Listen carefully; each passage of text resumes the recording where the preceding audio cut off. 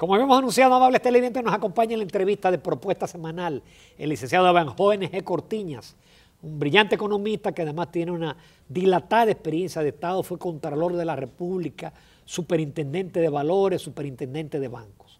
Evanjoe, como siempre, es un placer tenerte en este programa que casi es el cierre de los temas políticos y económicos, porque ya lo que viene más adelante se supone que es una tregua, ¿no? Así es. Bueno, gracias por darme esta oportunidad de estar nueva vez en su programa.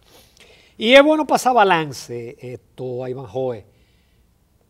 ¿Cómo cerró la economía? ¿Cuál es tu impresión? ¿Crecimiento? ¿Tasa de cambio? ¿Inflación? En fin. Todos esos numeritos que agradan mucho al Banco Central. Mira, si yo le fuera a poner un titular a lo que quiero decir acerca del balance de la economía dominicana, pudiera decir que la economía dominicana se enlenteció durante el 2019 con más por menos.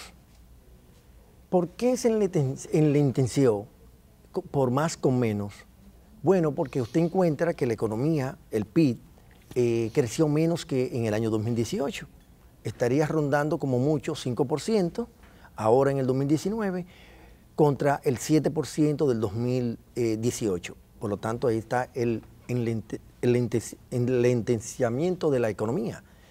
Y por otro lado, usted encuentra que el crédito, la tasa de crecimiento del crédito, que en este año 2019 estaría creciendo alrededor del 10% y ahora para el y el año pasado, 2018, creció en un 13%. Por lo tanto... El Banco Central dio como una primicia que se prestaron 100.000 millones. Pero eso tuvo que ver con el encaje legal y eso. Sí. Pero eso es una demostración entonces que la economía creció menos, ¿no? Con menos intensidad. Y eso con menos todos magnitud. Los estímulos monetarios que hubo. Bueno, pero dentro de ese estímulo monetario, como quiera, si usted analiza la base monetaria restringida, encontrará que la oferta de dinero fue menor en este año 2019 versus lo programado. Esas son de las cosas que a veces uno no entiende. Sí. Solté 34.000 millones, pero la base monetaria no te crece. Así es. Tanto así que para octubre del 2019, en el programa monetario se había estipulado alrededor de 257.000 millones de pesos.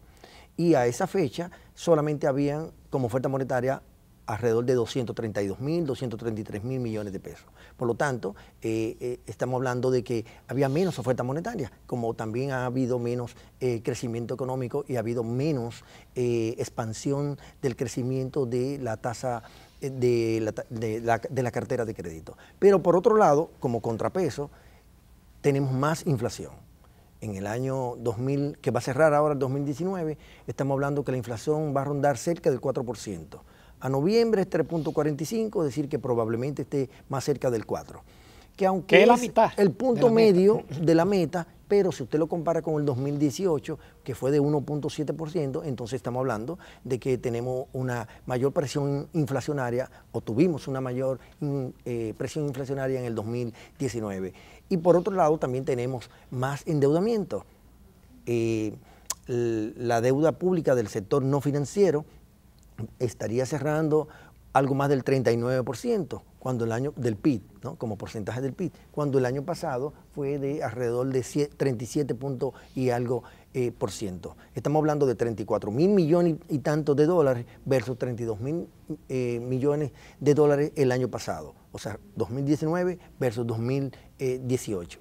Pero también encontramos que dentro de esta inflación que le hablé hace un momento, esta inflación tiene un punto más llamativo desde mi punto de vista, y es algo que yo he denominado la inflación de los pobres, porque encontramos que en este 4%, que más o menos rondará la tasa de inflación, encontramos tres novedades que creo que pueden ser noticias. Por un lado, que la tasa de inflación para los pobres es más alta, porque en el quintil 1, que es el de menor nivel de ingreso, dentro de los 5 segmentos que está distribuida la población que recibe ingresos monetarios, encontramos que la tasa de inflación estaría de alrededor de 5.2%.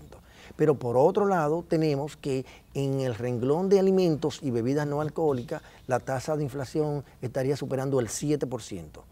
Y en una canasta básica que yo construí, basada en alrededor de 22 artículos, para un desayuno típico, para un almuerzo típico dominicano y para una cena típica dominicana, y tal vez con un método un poquito menos sofisticado que el que utiliza el Banco Central, la tasa de inflación me dio a mí 10.3%.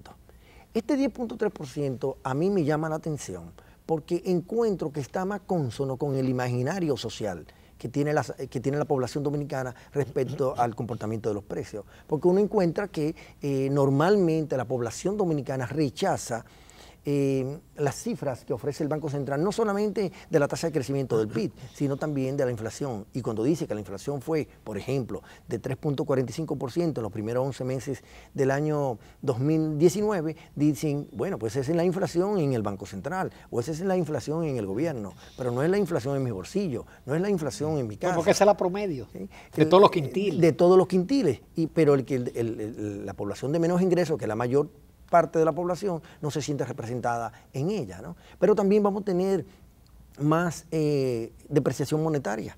La depreciación monetaria va a superar el 5%, 5.4%, y eso que hay una represa, ¿no? Sí. Una represa monetaria hasta cierto punto. Y ese 5.4% está superando el 4% que se depreció el año pasado, en el 2018. De manera que estamos frente a un conjunto de indicadores que no han favorecido que el crecimiento económico sea el alcanzado en el 2018. Y a eso creo que habría que agregarle, Ramón, que este año 2019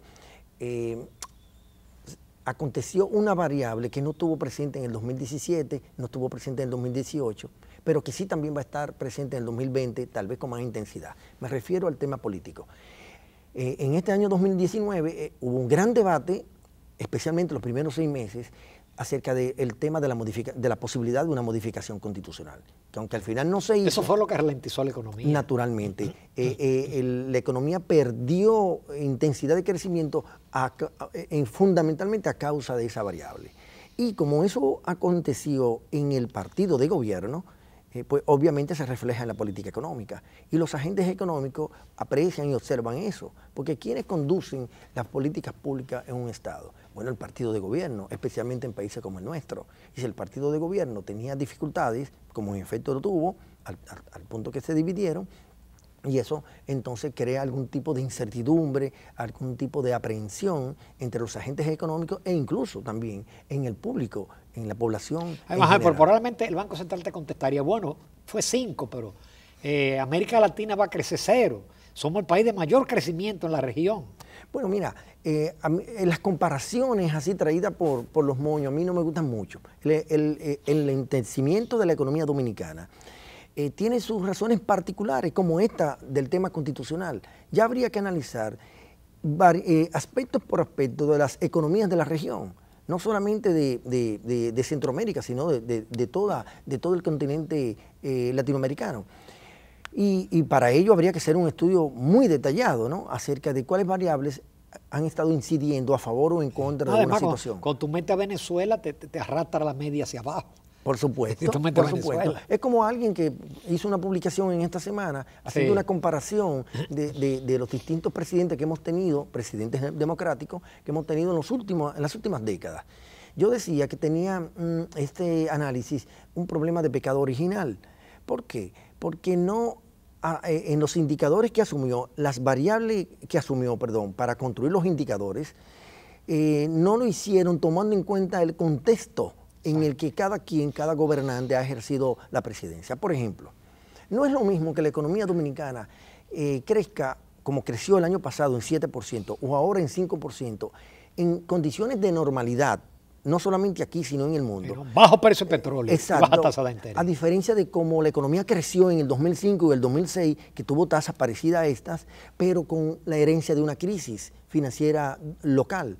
Igual también para el 2007, 2008 y años siguientes, con la crisis financiera internacional. Y el choque mundial de los precios. Por supuesto, con el precio del barril de petróleo casi rondando los $150 el barril. De manera entonces que, como puede ver, el contexto... Yo un poco, perdón, definiendo un poco para atrás, por ejemplo, ¿cómo tú a Jorge Blanco, que sale casi en el más bajo ranking, pero él le tocó la década perdida, la crisis de América Latina y Antonio Guzmán también? Entonces, yo estoy de acuerdo contigo. Claro, ahí lo que se quería era resaltar que Danilo Medina ha sido el mejor presidente de la República Dominicana.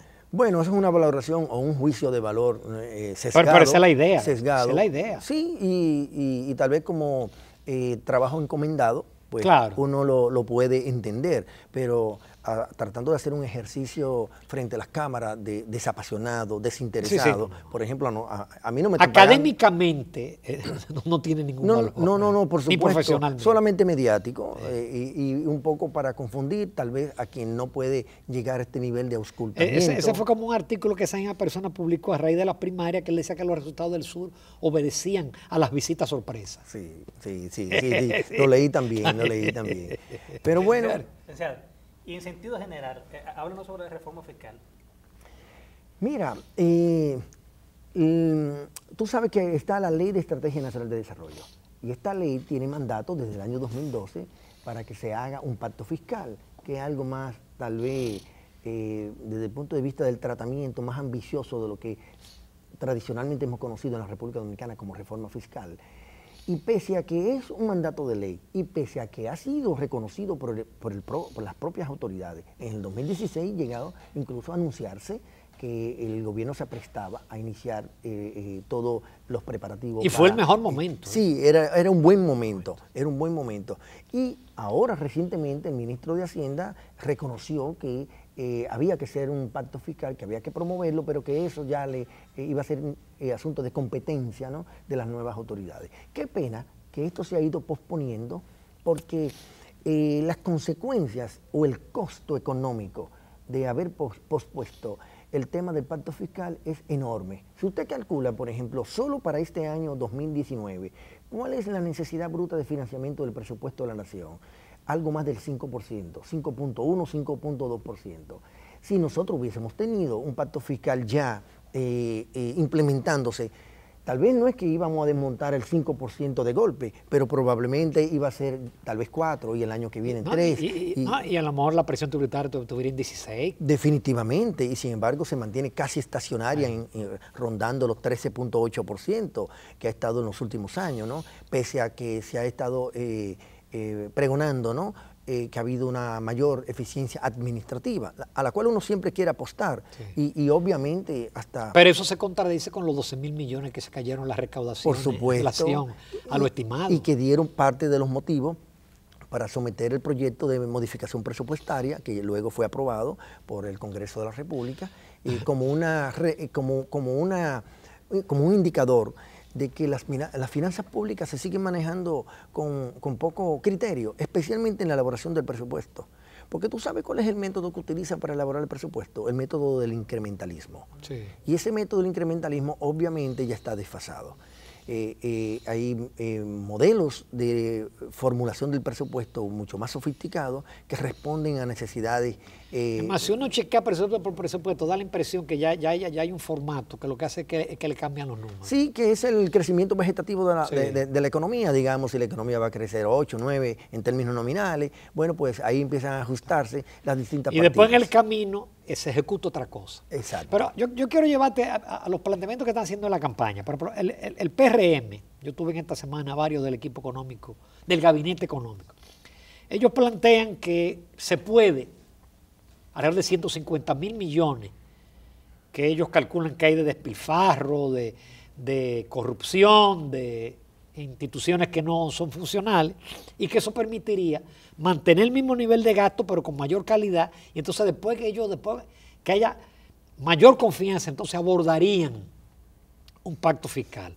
En el caso de la Fuerza del Pueblo, ¿hay algún planteamiento o todavía se está discutiendo internamente cuál va a ser la solución fiscal? Bueno, la Fuerza del Pueblo, con nuestro presidente, el compañero Leonel Fernández, ha comunicado que para enero va a dar a conocer su propuesta de programática, en la que obviamente estará incorporado todo lo que tiene que ver con el paquete de iniciativas que en el orden económico, la posición fiscal, la posición monetaria y otros temas de política económica que el presidente Fernández va a comunicarle al país como su propuesta. Respecto a la otra parte, y por lo tanto tal vez no sería elegante de mi parte adelantar. Lógico. Pero ¿tú crees que es aspectos. factible ese tipo de cosas en el presupuesto? Yo factible Es decir, lo de del los pacto 150 mil millones, No, redireccionarlo. No, definitivamente que no. Por un dato. Pero es una mala noticia. Claro, fíjate. ¿A cuánto asciende la rigidez presupuestaria del año 2019? A 91%. Y de seguro pero que eso se violan todas las leyes, no se aplica. Pero esta rigidez, precisamente porque se violan, si no se violaran probablemente fuera más del 91%. Eso quiere decir entonces que el gobierno no tiene holgura. Por eso es que no hay espacio fiscal. Y cuando no hay espacio fiscal no puede haber espacio presupuestario. Y si no hay espacio presupuestario, pues entonces viene el tema de las necesidades brutas de financiamiento. Esa es la lógica. Pero hay despilfarro. Donde no se liciten las obras, hay sobrevaloración, eso lo hemos visto. Hay temas en el que se puede mejorar la calidad del gasto, definitivamente. Yo no me atrevería a casarme con ese número que usted ha planteado. Sí. No, el PRM. Sí, que ellos le comunicaron a través de usted en una de sus entrevistas. No me atrevería a casarme con inclusive lo dice el número. programa de gobierno. Sí, lo leí.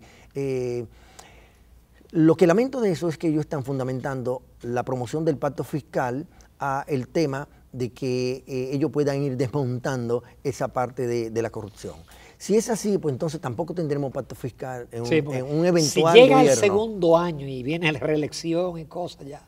Muy difícilmente, entonces van a venir los argumentos que se han venido planteando desde el año 2012. Lo que pasa es que en 4 años más la deuda quizás llegará al 60%, me refiero a la consolidada. Claro, ¿no? Y la misma del sector no financiero, que está ya casi en los 40%. Para el año 2020 se va a adicionar 2% más del PIB. Eso quiere decir que ya estaremos entre el 41 y 42%. Si eso agrega la del Banco Central. Bueno, que ya sería la consolidada y agregándole otros componentes del sector público, pues superaría el 50% sin ningún tipo de dificultad. Vamos a hacer una breve pausa. Las conversaciones interesantes, los temas se van rápido. Volvemos en unos minutos porque tenemos también, aparte nos quedan algunos temas económicos, los temas políticos, porque Ivanhoe es dirigente del Partido Fuerza del Pueblo.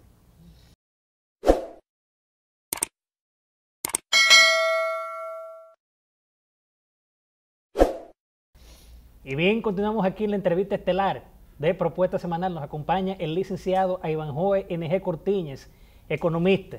Pero con su permiso, licenciado, y el de los amables televidentes, vamos a dar paso a esa tacita de aroma y tradición del Café Santo Domingo. Que nos brinda Jessica Industrias Vanilejas.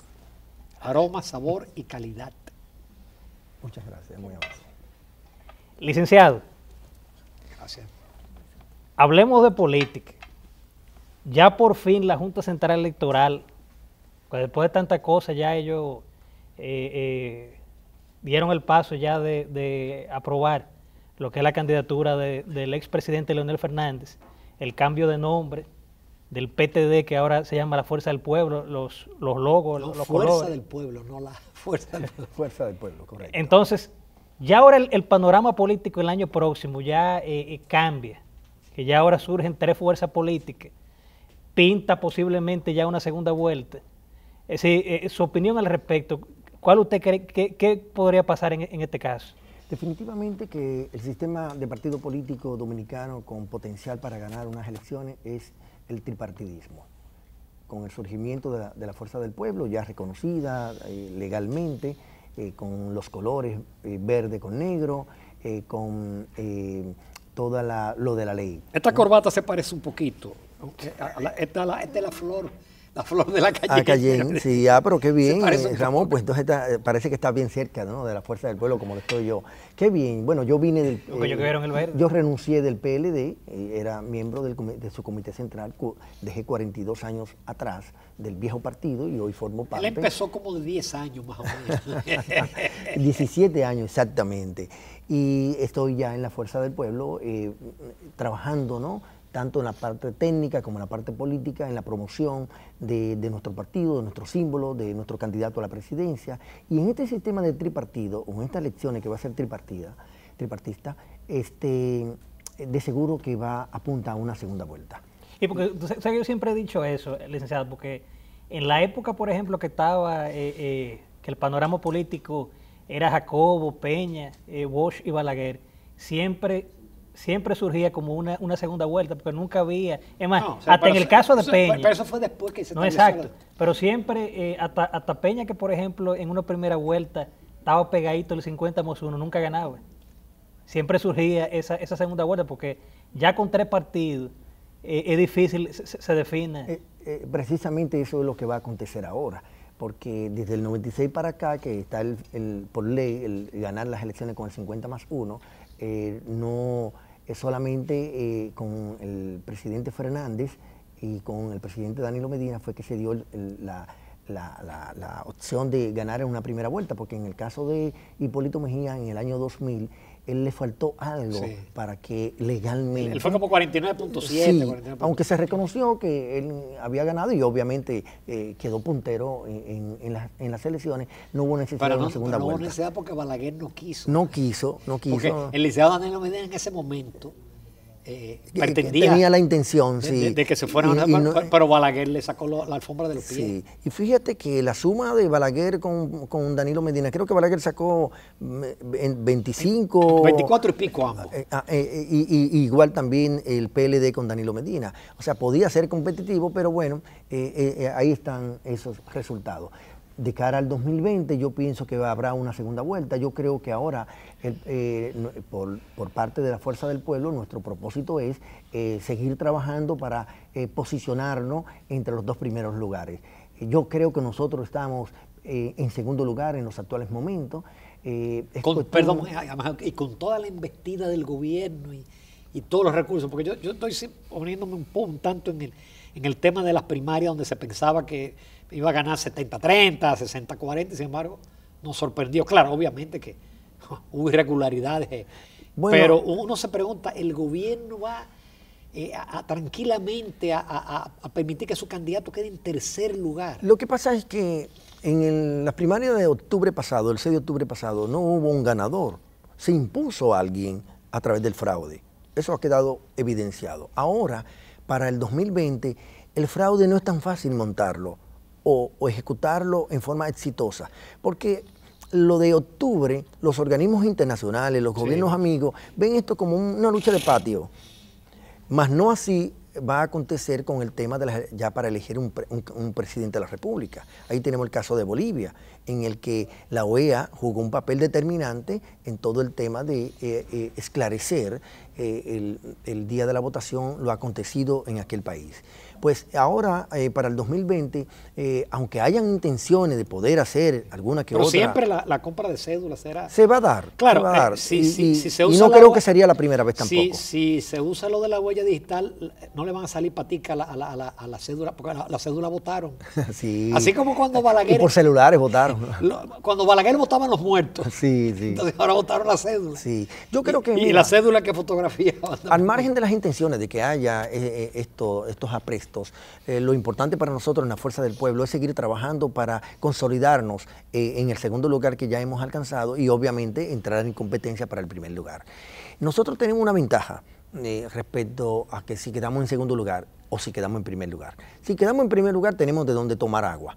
Si quedamos en segundo lugar también tenemos de dónde tomar agua. No le pasa o no le acontece lo mismo a los otros, que no tendrían dónde tomar agua. Y eso potencia aún más la candidatura. Tú lo dices porque el resto de los PLDistas que no votaron por Leonel por temor a salir del poder. Pues claro. Van a votar además por porque no ven a Leonel Fernández como un adversario, más bien lo ven como víctima, ¿no? Salvo el voto duro de Danilo. Hoy una franja no es importante, no es significativa, podría ser la del sector externo del viejo partido, que sí está muy comprometido, ¿no?, con el liderazgo del presidente de la República, pero no así la verdadera estructura del PLD que uno conoce, porque uno duró 42 años ahí, y uno se encuentra con muchísima gente en la calle, en los lugares públicos, y uno recibe los afectos de esa gran militancia y uno se da cuenta. Y que hay una parte que son como los aguacates, que son morados por fuera y verdes por dentro. Definitivamente, definitivamente. Yo creo que una buena figura esta, eso le está pasando a muchos periodistas. No invento mío, eso alguien lo leí. No, en las redes lo he visto, claro. Yo creo que son muchos los desafíos que tienen todos los partidos. Porque yo no creo que ninguno de los candidatos que ya están oficialmente registrados por ante la Junta Central Electoral pueden darse el lujo de decir con seguridad que pero tienen ya el PRM ganada está diciendo en unas encuestas ya que ya está en 48, Abinader. Eso es manejo mediático. En las reuniones privadas y particulares más pero él está en íntimas, primer lugar. Parecería que está en primer lugar con alrededor de un 40%. Entre un, no es malo, entre un 38 y un 40%. No es malo. Pero el no haber experimentado un gran crecimiento. Claro. ¿Cuánto sacó el PRM Abinader en las elecciones? 33. 33%. Era un partido de 2 años. Sí, pero suponga usted que haya llegado a 40% ahora, estando solo en la oposición. Sí. No, y con la crisis del PLD y la división. No es significativo ese crecimiento. Debería estar cómodamente ya en primer lugar con 53, 54%. Sin embargo, no lo está. ¿No? ¿Por qué? Bueno, porque probablemente ellos no han jugado el papel de ser un verdadero partido de oposición, ¿no? Fíjese cómo se ha comportado en el Congreso de la República con algunas ambigüedades, con algunas posiciones que a veces no muestran su rol de oposición. Tienen adentro un caballo de Troya que es Hipólito Mejía. Bueno. Fíjate que con el debate de la auditoría Hipólito Mejía decía que la Junta estaba bien, que todo estaba perfecto. Así es. Licenciado. Son posiciones distintas. Difíciles. Licenciado, como no hubo alianza a nivel municipal, en este caso de las elecciones de febrero, ¿no se corre el riesgo de que el Partido de la Liberación Dominicana pueda arrasar por la misma situación de que Danilo como presidente, que mueva alguna ficha y que el panorama político en mayo pueda cambiar? Mira, el liderazgo del viejo partido está tan preocupado que ha tenido que montar una campaña publicitaria institucional apelando al sentimiento, al otrora sentimiento peledeísta. 46 años. Sí. A los 46 años y a los símbolos y al bochismo. Pero 46 años con un PLD ya dividido. Por eso. Y disminuido. Eso. Como ellos han sentido, el liderazgo ha sentido que el posicionamiento del viejo partido se ha colapsado, sí. ¿No? Y ya está en tercer lugar, entonces eso lo lleva a ello a estar... En vez de promover candidatos, es tratar de levantar el partido. Exacto, y fíjese cómo la figura presidencial tiene que involucrarse hasta con los candidatos locales, y con el candidato a la presidencia también. ¿Qué indica eso? Una muestra de debilidad. Porque obviamente hay que reconocer que Danilo Medina es un presidente que mantiene un liderazgo importante en el país y un nivel de aceptación importante en el país. No así el resto de los candidatos. Y esa es la gran preocupación que hay entre los PLDistas. Si usted le saca la alfombra al candidato presidencial del viejo partido de la figura presidencial, probablemente esa candidatura no alcance ni siquiera el 15% per se. O sea, por su propio esfuerzo. Pero ese nivel de aprobación de Danilo Medina no podría ser endosado. No es tan fácil transferir el liderazgo. Usted dirá, bueno, pero lo hizo ahora el 6 de octubre. No fue que lo hizo, fue que se impuso el fraude. Ahora en las elecciones nacionales usted puede transferir algo. O si no, todos los artistas que han tenido hijos que son también artistas de renombre internacional, pudieron haberle transferido ese carisma, ¿no? A sus descendientes, sin embargo no lo han logrado. Lo propio, ¿qué pasó con Bosch? Bosch dejó una dirección colegiada, ¿no?